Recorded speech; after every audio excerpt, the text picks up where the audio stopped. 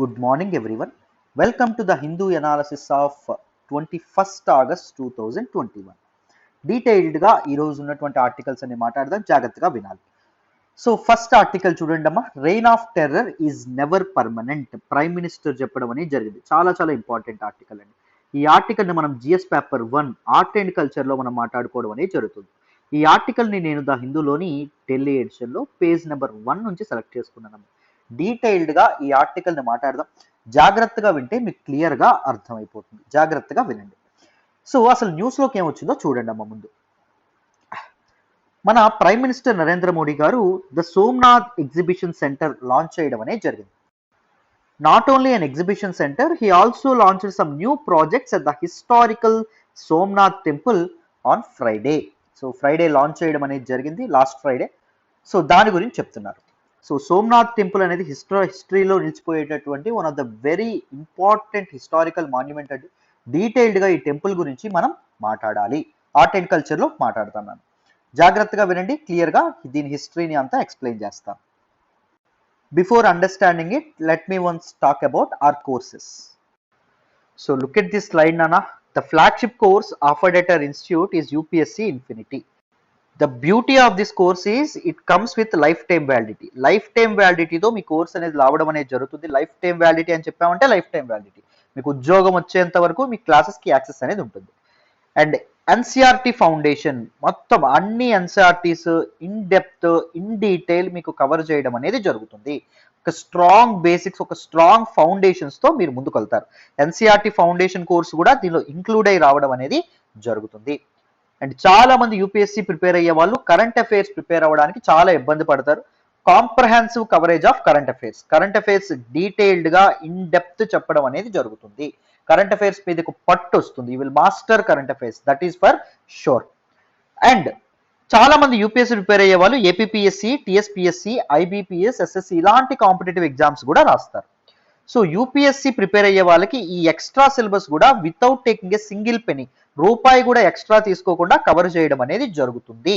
So group 1, group 2 అన్ని cover చేయడం అనేది జరుగుతుంది. ఎస్ఎస్సి, సిజిఎల్, సిహెచ్ఎస్ఎల్, ఐబీపీసీ ఇవన్నీ కలిపి మీకు కవర్ రావడం అనేది జరుగుతుంది. They are bundled with UPSC infinity. And daily mains answer writing practice అనేది మీకు ఉండడం అనేది జరుగుతుంది. ఎవ్రీడే మీకు ఒక క్వశ్చన్ ఇస్తాము, మీరు ఆన్సర్ చేస్తారు, రెస్పెక్టివ్ ఫ్యాకల్టీ మెంబర్స్ కరెక్ట్ చేస్తారు. కన్స్ట్రక్టివ్ అండ్ ఇండివిజువల్ ఫీడ్బ్యాక్ ప్రతి ఒక్కరికి డీటెయిల్డ్గా ఇవ్వడం అనేది జరుగుతుంది. ఎక్కడ తప్పులు చేస్తున్నారు, ఎలా ఇంప్రూవ్ అవ్వచ్చు, ఎలా ఇంకా బెటర్గా రాయొచ్చు, ఇవన్నీ మీకు చెప్పడం అనేది జరుగుతుంది. So everyday mains answer writing practice ఉండడం వల్ల by the completion of your syllabus మీరు కంప్లీట్ చేసేటప్పటికి మీరు పట్టు గట్టిగా ఆన్సర్ రైటింగ్లో ఒక మంచి స్ట్రాంగ్ అవ్వడం అనేది జరుగుతుంది. రైట్?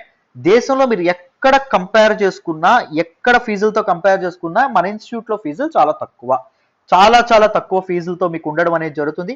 ఆ ఫీజు కూడా 5,000 రూపాయల చొప్పున నెలకి కట్టేటటువంటి అవకాశం ఉందాం.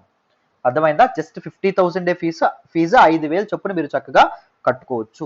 స్టూడెంట్ సెంటర్కి అప్రోచ్ ఉంటుంది. మీకు అర్థమయ్యేంత వరకు ఇన్ డెప్త్ ఇన్ డీటెయిల్ మన అమ్మ భాషలో, తెలుగు భాషలో చక్కగా మనం చెప్పుకోవడం అనేది జరుగుతుంది. అర్థమైందా? So make use of this opportunity. నన్ను నమ్మి జాయిన్ అవ్వండి. మీ నమ్మకం అయితే ఒమ్ము కాదు, మళ్ళీ చెప్తున్నాను. సో జాయిన్ అవ్వాలి అనుకుంటే ఇది number 7893899553 Pratyusha madam number. Madam నెంబర్కి మేడం నెంబర్కి ఫోన్ చేయండి. ఫోన్ చేసి చక్కగా జాయిన్ అయ్యే ప్రయత్నం చేయండి. రైట్? సో మరి ఫస్ట్ ఆర్టికల్ డీటెయిల్డ్గా డిస్కస్ చేద్దామా? జాగ్రత్తగా వినాలి. సో ఇక్కడ మీకు పిక్చర్లో కనిపిస్తున్నటువంటిది సోమనాథ్ టెంపుల్ అమ్మ.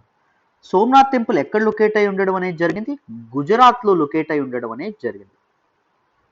గుజరాత్లోని సౌరాష్ట్రలో దిస్ పర్టిక్యులర్ టెంపుల్ ఏదైతే ఉంటుందో అది లొకేట్ అయి ఉండడం అనేది జరిగింది. Western coast of Gujarat. చూడండి ఇక్కడ మీకు పక్కన మ్యాప్లో కనిపిస్తుంది. సో ఇది కచ్ కదా గుజరాత్లో, ఇది సౌరాష్ట్ర కదా. సౌరాష్ట్రలోని Somnath temple western coast of గుజరాత్లో లొకేట్ అయి ఉండడం అనేది జరిగింది. దీనికి ఇంకొక పేరు ఏంటండి అంటే దియో పటాన్ అనేటటువంటి పేరు కూడా ఉండడం అనేది జరిగింది. సోమనాథ్ లిటరల్ ట్రాన్స్లేషన్ ఏంటండి? లార్డ్ ఆఫ్ మూన్ అని చెప్పి అర్థం.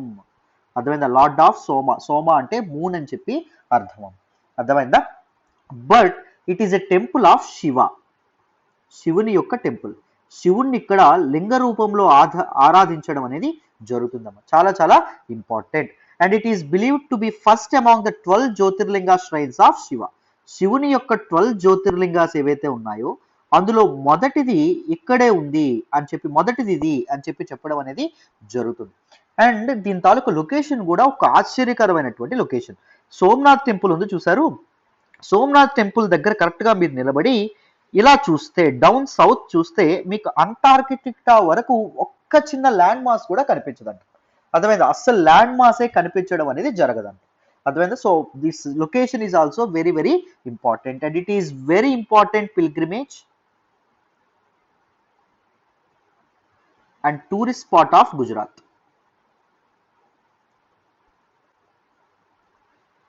అండ్ దాంతోపాటు ఇది ఏ స్టైల్లో నిర్మించబడింది అంటే చాళుక్య స్టైల్లో నిర్మించబడడం అనేది జరిగింది. Chalukya style of Hindus temple architecture.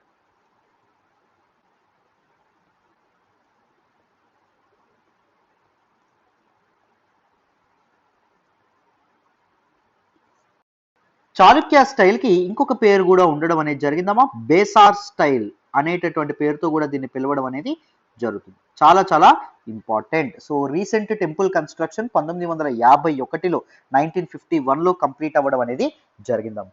And మీరు జాగ్రత్తగా గమనిస్తే దిస్ పర్టిక్యులర్ సోమనాథ్ టెంపుల్ ఏదైతే ఉంటుందో it was attacked by many Islamic invaders. The first Islamic invader to invade India was Muhammad bin Qasim. Muhammad bin Qasim was followed by Muhammad of Ghazni. And it is basically said that Muhammad of Ghazni has conducted 17 raids on India. And among all these 17 raids, the most important raid on Somnath temple. Somnath temple మీద అతను చేసినటువంటి raid. And Muhammad of Ghazni was followed by Muhammad of Ghori.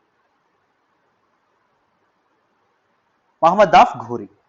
So all these three Islamic invaders, they never wanted to establish their rule on India, but they wanted to plunder India. Why they came to India? They want to plunder India. భారతదేశ సంపదను దోచుకోవడానికి వీళ్ళు రావడం అనేది జరిగింది.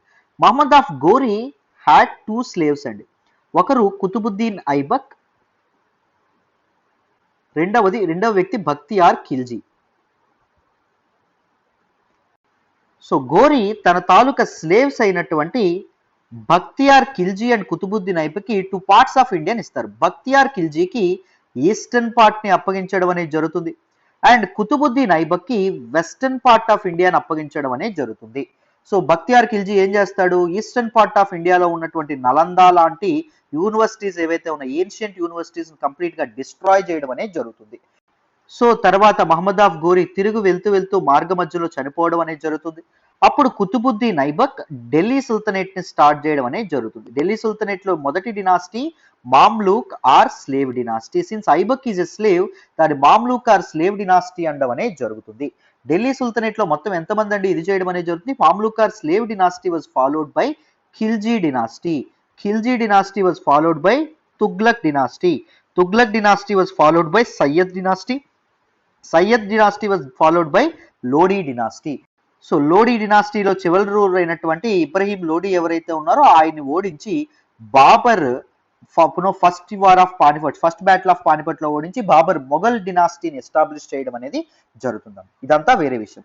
So second Islamic invader Muhammad of Ghazni, he conducted 17 raids on India and the most important raid on India ఏంటి, Ghazni ride లో Somnath temple మీద రైడ్ ఒకటి ఇంపార్టెంట్. అర్థమైందా? So this is the history of Somnath temple. Detailed గా మీకు దీని గురించి అర్థమైందనే అనుకుంటున్నా. జస్ట్ క్రొనాలజీ ఎక్స్ప్లెయిన్ చేస్తే మీకు ఒక ఓవర్ వ్యూ వస్తుందని చెప్పి ఇలా చెప్పడం అనేది జరిగింది. హిస్టరీ నేనే టీచ్ చేస్తానమ్మా. ఎవరైనా స్టోరీస్ రూపంలో హిస్టరీని నేర్చుకోవాలంటే, ఒక ఎమోషన్, ఒక డ్రామాతో హిస్టరీ నేర్చుకోవాలంటే you can always opt for hour UPSC history course by calling this number, right? So మరి నెక్స్ట్ ఆర్టికల్ డిస్కస్ చేద్దాం, జాగ్రత్తగా వినాలి. ఈ రోజు హిందూ ఎనాలిసిస్ లో మనం మాట్లాడే నెక్స్ట్ ఆర్టికల్ చూడండి, elopements most prosecuted under child marriage law study. Very very important article regarding GS paper 2 అమ్మ. ఈ ఆర్టికల్ని నేను ద హిందూలోని ఢిల్లీ ఎడిషన్లో పేజ్ నెంబర్ 9 నుంచి సెలెక్ట్ చేసుకోవడం అనేది జరిగింది. జాగ్రత్తగా వింటే క్లియర్గా ఈ ఆర్టికల్ మీకు అర్థమైపోతుంది, జాగ్రత్తగా వినాలి. సో ఏం లేదన్న, న్యూస్లోకి ఏమొచ్చిందంటే ఒక ఇంపార్టెంట్ సివిల్ సొసైటీ అనేటువంటి partners for law in development వాళ్ళు ఒక రిపోర్ట్ అనేది ఇవ్వడం అనేది జరిగింది. ఏంటా report? Child marriage prosecutions in India. ఆ రిపోర్ట్ నేమ్ ఇది. సో ఇండియాలో బాల్య వివాహాలు ఏవైతే ఉన్నాయో వాటికి శిక్షలు ఎలా పడుతున్నాయి అనేటటువంటి దీన్ని ఇవ్వడం అనేది జరిగింది. ఈ స్టడీలో కొన్ని ఇంట్రెస్టింగ్ విషయాలు అనేవి తెలియడం అనేది జరిగింది. సో ఏంటి ఇంట్రెస్టింగ్ మ్యాటర్ తెలియడం అనేది జరిగింది? How legal proceedings against child marriages are commonly undertaking against elopements whereas forced child marriages are often go unpunished. ఇక్కడ ఏం జరుగుతుంది అంటే దీస్ చైల్డ్ మ్యారేజ్ ప్రాసిక్యూషన్స్ ని ఒక టూల్ కింద వాడుతున్నారంట. ఎవరికి ఎగనెస్ట్ గా టూల్ కింద వాడుతున్నారు అంటే దీస్ ఎలోప్మెంట్స్ ఏవైతే ఉంటాయో, ఎలోప్మెంట్ అంటే పారిపోవడము లేదా లేచిపోవడం అంటారు.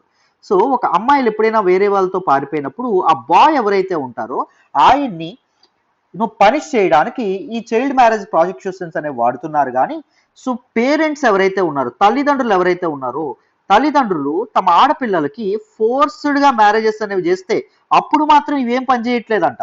అర్థమైందా? ఈ చైల్డ్ మ్యారేజ్ ప్రాసిక్యూషన్స్ ఏవైతే ఉన్నాయో అవేం పనిచేయట్లేదంట. దీస్ కన్సర్న్ ఏంటి అంటే these legal proceedings has been used against child marriages against elopements against గా అంటే పారిపోయిన దానికి వాటిని తగ్గించడానికి వాడుతున్నారు. Whereas forced child marriages, parents force చేసి చైల్డ్ మ్యారేజ్ చూస్తున్నారా, వాటన్నింటినీ అన్పనిష్డ్ గా ఉండడం అనేది జరుగుతుందంట. And this study also found that legal prosecution of child marriages was twice as much as against elopement or self-arranged marriages by girls as against forced child marriages. So ఏం జరుగుతుంది? ఈ proceedings, legal prosecutions and proceedings ఏవైతే ఉన్నాయో అవి ఎలోప్మెంట్స్ కేసెస్లో ఎక్కువగా ఉన్నాయంట. అంటే ఒకవేళ అమ్మాయి వేరే వ్యక్తితో పారిపోయినప్పుడు అప్పుడు ఈ చైల్డ్ మ్యారేజ్ చేసుకుంటుంది, మా అమ్మాయిని లోపరుచుకొని వాడు చైల్డ్ మ్యారేజ్ చేసుకుంటున్నాడు అని చెప్పి శిక్షలు వేస్తా ఉన్నారంట. కానీ ఏం జరుగుతుంది? ఫోర్స్డ్ గా పెళ్లి చేసేటప్పుడు కానీ అంటే కిడ్నాపింగ్, దాంతోపాటు ఫోర్స్ఫుల్ మ్యారేజ్ బై పేరెంట్స్, ఇలాంటి టైంలో మాత్రం ఇవి ఉపయోగపడట్లేదు అని చెప్పారు. This is a main challenge. The reports points to the increasing misuse of the law. Concern ఏంటండి ఇక్కడ? జాగ్రత్తగా వినండి. What is the concern? Misuse of the లా. ఈ లాని మిస్యూజ్ చేయడం అనేది జరుగుతుంది. అర్థమైందా? చైల్డ్ మ్యారేజెస్ ని కట్టడి చేయడానికి తీసుకొచ్చినటువంటి ఈ చట్టాన్ని మిస్యూజ్ చేస్తున్నారు. ఎవరు మిస్యూజ్ చేస్తున్నారు? పేరెంట్స్ మిస్యూజ్ చేస్తున్నారు. ఎలా మిస్యూజ్ చేస్తున్నారు? They are using this particular law to seek custody of their daughter who had eloped or to prosecute the husband. ఆ అమ్మాయిని తిరిగి వాళ్ళ దగ్గరికి తెచ్చుకోవడానికి కానీ లేకపోతే ఎవరైతే పెళ్లి చేసుకున్నారో వాళ్ళని ఆ వ్యక్తిని ప్రాసిక్యూట్ చేయడానికి కానీ ఉపయోగిస్తున్నారంట. The study terms this weaponization of the law to settle family dishonour. చూడండి, ఈ చట్టాన్ని ఏం చేస్తున్నారు? ఒక వెపన్ లా వాడుతున్నారు, ఒక టూల్ లా వాడుతున్నారు అని చెప్పడం అనేది. దీస్ కైండ్ ఆఫ్ టెర్మినాలజీ అనేది మీ ఆన్సర్ షీట్ లో తప్పకుండా ఉండాలి. Weaponization of the law to settle family dishonor. వాళ్ళ కుటుంబం యొక్క పరువు కాపాడుకోవడానికి దిస్ పర్టిక్యులర్ చట్టాన్ని ఉపయోగించుకుంటున్నారు. ఎవరికి ఎగనెస్ట్ గా? ఆ హస్బెండ్ ఎవరైతే ఉన్నారో ఆయనకి ఎగనెస్ట్ గా అని చెప్పారు. Also there seems to be an inherent bias in the law with there being huge difference between the punishment for elopement versus forced and arranged child marriages. So ఈ లాలో కూడా చాలా ఇన్హెరెంట్ గా ఒక బయాస్ అనేది ఉందంట. ఎలోప్మెంట్, ఒకవేళ ఆ వ్యక్తితో పారిపోయినట్టు జరిగింది అనుకోండి, ఆ వ్యక్తి అమ్మాయిని తీసుకెళ్లిపోయాడు అనుకోండి, ఆ వ్యక్తికి శిక్ష అనేది ఎక్కువగా ఉండడం అనేది జరిగింది, పనిష్మెంట్ అనేది ఎక్కువగా పెట్టారు ఆ చట్టంలోనే. అండ్ అదే ఫోర్స్డ్ చైల్డ్ మ్యారేజెస్ జరిగినాయి అనుకోండి, లేకపోతే పేరెంట్స్ అరేంజ్ చేశారు అనుకోండి చైల్డ్ మ్యారేజెస్, అక్కడ మళ్ళీ పనిష్మెంట్స్ అనేవి తక్కువ, పేరెంట్స్ కి పనిష్మెంట్స్ అనేవి చాలా చాలా తక్కువ. So this is an inherent bias అనేది ఉంది. సో దీది ఒక కన్సర్న్ అని చెప్పడం అనేది జరిగింది. Simple article. ఐ హోప్ అందరికి ఈ ఆర్టికల్ కూడా అర్థమైందని అనుకుంటున్నాను. Right, this is all about this particular article. మీరు నా కామెంట్ బాక్స్ లో ఏం చెప్తారు అంటే అసలు చైల్డ్ మ్యారేజెస్ కి ఎగనెస్ట్ గా మన ఇండియాలో ఏ చట్టాలు అనేవి తీసుకురావడం అనేది జరిగింది, ఏ safeguards, what are the legal safeguards అనేవి ఏ ఉన్నాయి అని చెప్పి నా కామెంట్ బాక్స్ లో తెలియపరచండి. ఎంతవరకు కరెక్ట్ గా చెప్తారో చూద్దాం. రైట్, మరి నెక్స్ట్ ఆర్టికల్ డిస్కస్ చేద్దాం, వినాలి. ఈ రోజు హిందూ అనాలిసిస్ లో మనం మాట్లాడుకునే నెక్స్ట్ ఆర్టికల్ చూడండి. Arrest is not always a must, says Supreme Court. Very important article regarding GS paper 2. చాలా ఇంపార్టెంట్ ఆర్టికల్. ఈ ఆర్టికల్ ని నేను ద హిందూలోని ఢిల్లీ ఎడిషన్ లో పేజ్ నెంబర్ 8 నుంచి సెలెక్ట్ చేసుకోవడం అనేది జరిగింది. చాలా ఇంపార్టెంట్ ఆర్టికల్ అండి, జాగ్రత్తగా వింటే క్లియర్ గా అర్థమవుతుంది. జాగ్రత్తగా వినండి. సో ఇష్యూ ఏంటి, అసలు ప్రాబ్లం ఏంటి, సుప్రీంకోర్టు దేని మీద మాట్లాడుతుంది? సో ప్రాబ్లం ఏంటి అంటే అన్వారంటెడ్ అరెస్ట్ అనేవి విపరీతంగా పెరిగిపోతున్నాయి. వారెంట్ లేకుండా అరెస్ట్ అనేవి ఎక్కువగా చేయడం అనేది జరుగుతుంది. ఎవరిని ఎక్కువగా చేస్తున్నారు? Accused people. ముద్దాయిలు ఎవరైతే ఉంటారో వాళ్ళు రుజువు అవ్వలా, వాళ్ళు తప్పు రుజువు అవ్వలా, కానీ దే ఆర్ ఎక్యూజ్, తప్పు చేశారని చెప్పి అభిప్రాయపడడం అనేది జరుగుతుంది డ్యూరింగ్ ఇన్వెస్టిగేషన్ ప్రాసెస్. ఇన్వెస్టిగేషన్ చేసేటప్పుడు ఈ ముద్దాయిలు ఎవరైతే ఉన్నారో వాళ్ళ తప్పు రుజువు అవ్వకుండానే వాళ్ళని ఏం చేస్తా ఉన్నారు అంటే వాళ్ళని అరెస్ట్ చేయడం అనేది జరుగుతుంది. సో ఇది ఆర్బిట్రరీ అరెస్ట్ ఏవైతే ఉన్నాయో ఎలా పడితే అలా అరెస్ట్ చేయకూడదు అని చెప్పి సుప్రీంకోర్టు చెప్పడం అనేది జరిగింది. The supreme court criticised the rampant misuse of the powers. ఇక్కడ పదం చూడండి, మిస్యూజ్ ఆఫ్ పవర్స్. వాళ్ళకి చట్టం ఇచ్చేటటువంటి పవర్స్ ఏవైతే ఉన్నాయో వాటిని మిస్యూజ్ చేయడం అనేది జరుగుతుంది. So powers to arrest even in situations where it is not necessary. అవసరం లేకపోయినా అరెస్ట్లు అనేవి చేయడం అనేది జరుగుతుంది. Merely because law ఎలోస్ arrest. So just ఆ చట్టం అరెస్ట్ చేయమంటుంది ఎక్యూజ్డ్ అయినా అని చెప్పి చట్టం చేసే ఈజీగా అరెస్ట్ చేయడం అనేది జరుగుతుంది. It doesn't mean the state can use the power indiscriminately. చట్టం అరెస్ట్ చేయమంటుంది, అరెస్ట్ చేయాలని చెప్తుంది అంటే స్టేట్ అంటే రాజ్యం ఎలా పడితే అలా డిస్క్రిమినేటెడ్ గా వివక్ష చూపిస్తూ అరెస్ట్ చేసేయచ్చా? చేయడం అనేది జరగకూడదు. అర్థమైందా? The supreme court bench has called for a distinction between the existence of the power to arrest and the justification for exercise of it.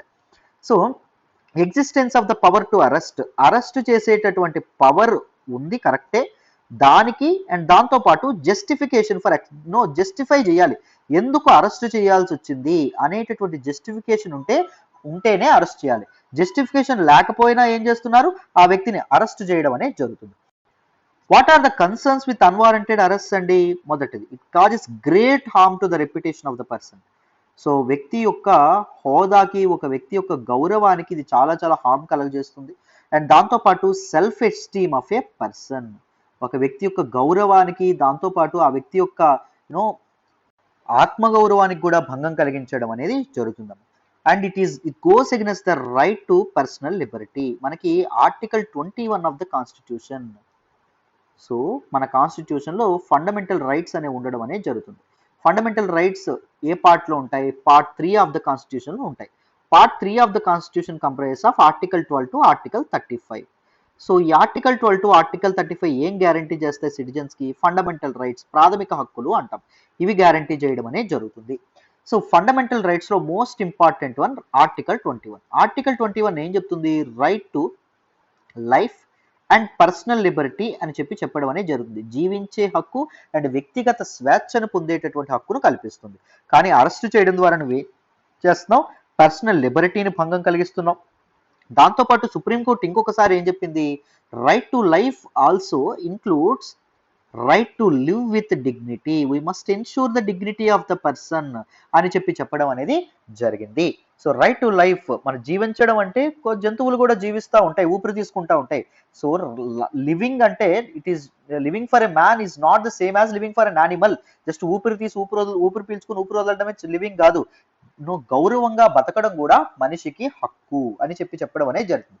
ఇక్కడ మనిషి యొక్క రెప్యుటేషన్ని, మనిషి యొక్క సెల్ఫ్ ఎస్టీమ్ని నువ్వు భంగం కలిగిస్తుంటే you are simply violating article 21 of the constitution and people దానివల్ల సఫర్ అవుతున్నారు అని చెప్పడం అనేది జరిగింది. Then what are the grounds, what are the legitimate grounds for arrest of accused? ఎక్యూజ్డ్కి, ముద్దాయికి ఎప్పుడు అరెస్ట్ చేయొచ్చండి అంటే custodial investigation being necessary. So కస్టడీలో పెట్టి ఆయన్ని నిర్బంధించి ఇన్వెస్టిగేషన్ అనేది నిజంగా అవసరం అయితేనే. అర్థమైందా? రెండవది, if the accused has committed heinous crime, ఒకవేళ ఘోరాతి ఘోరమైనటువంటి నేరం ఒకవేళ ఆ వ్యక్తి చేసినట్టు అయితే, అంటే రేప్ కానీ మర్డర్ కానీ ఇలాంటివి ఏవైనా చేస్తే. అండ్ థర్డ్ వన్ ఏంటి?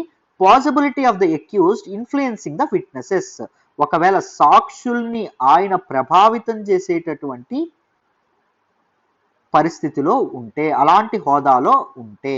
ఆర్ ట్యాంపరింగ్ ఎవిడెన్సెస్ ఏవైతే ఉన్నాయి, సాక్ష్యాలను ఏమైనా ట్యాంపర్ చేయగలిగితే. Possibility of the accused going absconding, ఒకవేళ ఆ వ్యక్తి పారిపోయేటటువంటి, పరారీ అయ్యేటటువంటి అవకాశం ఉన్నా అప్పుడు మాత్రమే అరెస్ట్ అనేది చెయ్యాలి ఒక అక్యూజ్డ్ పర్సన్ని. అంతేగాని ఇంకా నేరం రుజువయ్యేంత వరకు అరెస్ట్ చేయడం అనేది చాలా చాలా తప్పు. It is in violation of the article 21 of the constitution అని మన సుప్రీంకోర్టు అభిప్రాయపడడం అనేది జరిగింది. ఇది మనకు న్యూస్లోకి వచ్చి రావడం అనేది జరిగింది. ఐ హోప్ డీటెయిల్డ్గా ఈ ఆర్టికల్ కూడా మీకు అర్థమైందని అనుకుంటున్నాను. Right. This is all about this article. So this is all about today's the Hindu analysis అండి. మీకు డీటెయిల్డ్గా అర్థమైందని అనుకుంటున్నాను.